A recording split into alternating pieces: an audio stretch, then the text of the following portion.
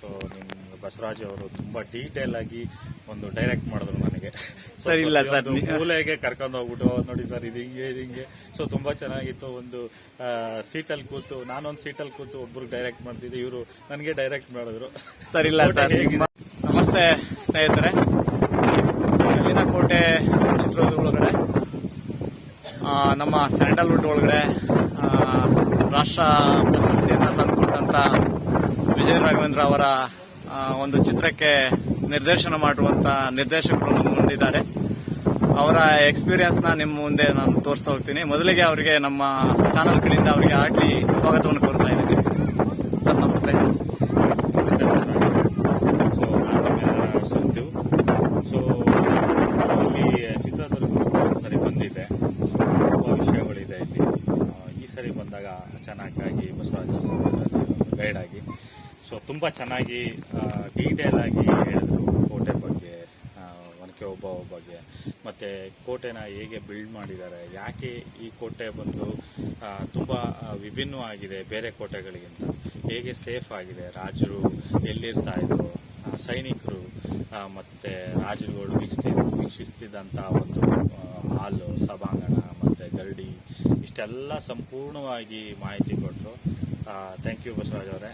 So ತುಂಬ ಚೆನ್ನಾಗಿತ್ತು ನಮ್ಮ ಗೈಡು. ತುಂಬ ಖುಷಿ ಆಗುತ್ತೆ. ವಿಷಯ ಏನಂದರೆ ಒಬ್ರು ಇಲ್ಲ ಅಂದ್ರೆ ನಮ್ಗೇನು ಗೊತ್ತಾಗ್ತಿರ್ಲಿಲ್ಲ. ಸೊ ನೀವು ನೋಡ್ತಾ ಇದ್ದೀರಾ, ಇದು ಬರೀ ನಿಮಗೆ ಒಂದು ಕಲ್ ಥರ ಕಾಣಿಸ್ತಾ ಇದೆ. ಬಟ್ ಆ್ಯಕ್ಚುಲಾಗಿ ನಾನು ಒಂದು ಗೈಡ್ ಆಗಿ ಹೇಳಬೇಕು ಅಂದರೆ ಇದು ಒನಕೆ ಓಬವ್ವ ಸಮಾಧಿ. ಸೊ ಒನಕೆ ಓಬವ್ವ ಸತ್ತಂತ ಒಂದು ಸಮಾಧಿ. ಸೊ ಇಷ್ಟು ನಾವು ಹೇಳಿದ್ಮೇಲೆ ನಿಮ್ಗೆ ಎಲ್ಲರಿಗೂ ಗೊತ್ತಾಗುತ್ತೆ. ಸೊ ನಿಮ್ಗೆ ಇವಾಗ ಆಗಲೇ ಗೊತ್ತಾಗಿರುತ್ತೆ ಗೈಡ್ ಎಷ್ಟು ಇಂಪಾರ್ಟೆಂಟ್ ಅಂತ. ಸೊ ನೀವು ಯಾವಾಗಲೇ ಬನ್ನಿ ಕೋಟೆಗಳಿಗೆ ಒಂದು ಗೈಡ್ ತಗೊಂಡು ಅದರ ಪರಂಪರೆ ತಿಳ್ಕೊಳ್ಳೋ ಪ್ರಯತ್ನ ಮಾಡಿ. ಸೊ ನಾವೆಲ್ಲ ಖರ್ಚು ಮಾಡ್ತೀವಿ.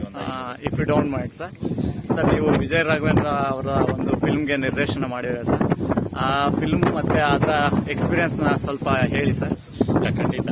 ಸೊ ರಾಘು ಸರ್ ಜೊತೆಲಿ ಒಂದು ಖುಷಿ. ಸೊ ಏನಂದ್ರೆ ನಮಗೂ ಒಂದು ಆಪರ್ಚುನಿಟಿ. ಸೊ ರಾಘು ಸರ್ ಆಗ್ಬೋದು, ಸೋನು ಗೌಡ ಆಗ್ಬೋದು, ಗೋಪಾಲ್ ಕೃಷ್ಣ ದೇಶಪಾಂಡೆ ಅವರಾಗ್ಬೋದು. ಸೊ ದೊಡ್ಡ ನಟರ ಜೊತೆ ಅವರು ಬೇರೆ ಇನ್ನೂ ದೊಡ್ಡ ಡೈರೆಕ್ಟರ್ ಜೊತೆ ಎಲ್ಲ ಸಿನಿಮಾ ಮಾಡಿದ್ದಾರೆ. ಅಂಥವ್ರ ಜೊತೆಲೆಲ್ಲ ನಾನು ಅವ್ರಿಗೆ ಒಂದು ಡೈರೆಕ್ಷನ್ ಮಾಡುವಂಥ ಒಂದು ಸೌಭಾಗ್ಯ ಒಲ್ದಿದ್ದು ನನ್ನ ಅದೃಷ್ಟ ಅಂತ ಹೇಳಕ್ ಇಷ್ಟಪಡ್ತೀನಿ. ಸೊ ಅದ್ರ ಜೊತೆಗೆ ಸೊ ನಿಮ್ಮ ಬಸವರಾಜ್ ಅವರು ತುಂಬಾ ಡೀಟೇಲ್ ಆಗಿ ಒಂದು ಡೈರೆಕ್ಟ್ ಮಾಡಿದ್ರು ನನಗೆ. ಸರ್ ಇಲ್ಲ ಸರ್, ಮೂಲೆಗೆ ಕರ್ಕೊಂಡು ಹೋಗ್ಬಿಟ್ಟು ನೋಡಿ ಸರ್ ಇದು ಹಿಂಗೆ ಇದು ಹಿಂಗೆ. ಸೊ ತುಂಬಾ ಚೆನ್ನಾಗಿತ್ತು. ಒಂದು ಸೀಟಲ್ಲಿ ಕೂತು ನಾನೊಂದು ಸೀಟಲ್ಲಿ ಕೂತು ಒಬ್ರು ಡೈರೆಕ್ಟ್ ಮಾಡ್ತಿದ್ದೆ, ಇವರು ನನಗೆ ಡೈರೆಕ್ಟ್ ಮಾಡಿದ್ರು. ಸರ್ ಇಲ್ಲ ಸರ್, ನಿಮ್ಮಂತವ್ರಿಗೆ ನಾವು ಗೈಡ್ ಮಾಡೋದು ನಮ್ಮ ಒಂದು ಸೌಭಾಗ್ಯ ಅನ್ಕೊಂತೀವಿ ಸರ್. ನಿಮ್ಮಂತವ್ರು ನಮ್ಮ ಕಲ್ಲಿನ ಕೋಟೆ ಒಳಗಡೆ ಬಂದು ಕಲ್ಲಿನ ಕೋಟೆ ಬಗ್ಗೆ ಮಾತಾಡೋಲ್ಲ ಸರ್, ಅದಕ್ಕಿಂತ ಒಂದು ದೊಡ್ಡ ಒಂದು ಹೆಮ್ಮೆ ಬೇರೇನಿಲ್ಲ ಅಂತ ಹೇಳ್ತಾ ಸರ್, ನಿಮ್ಗೆ ಮತ್ತೊಮ್ಮೆ ನಮ್ಮ ಜೊತೆ ಮಾತಾಡೋದಕ್ಕೆ ತುಂಬ ಹೃದಯ ಧನ್ಯವಾದಗಳು sir. Thank you sir. Thank you.